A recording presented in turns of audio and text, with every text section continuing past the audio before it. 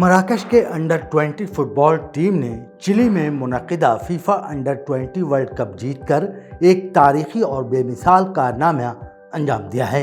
اتوار کے روز سینٹیاگو کے نیشنل اسٹیڈیم میں ہونے والے فائنل میں مراکش نے ارجنٹینا کو 2-0 سے شکست دے کر اپنی تاریخ کا پہلا انڈر 20 ورلڈ کپ خطاب حاصل کیا۔ فائنل کے آغاز سے ہی مراکش نے میچ پر قابو پایا ہوا تھا۔ 15ویں منٹ میں زبیری نے ایک لاجواب فری کک کے ذریعے پہلا گول کیا، جو اتنا خوبصورت تھا کہ ارجنٹینا کے گول کیپر بالکل بے بس نظر آئے۔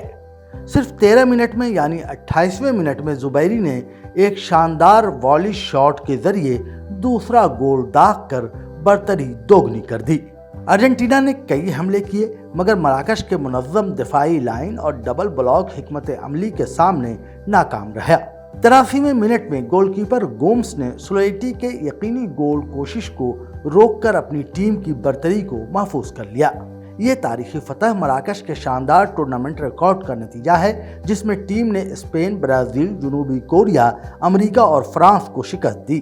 یہ کامیابی مراکشی فٹ بال کے لیے سنہری سال کا اختتام اور بین الاقوامی سطح پر اس کی بڑھتی ہوئی حیثیت کا ثبوت ہے۔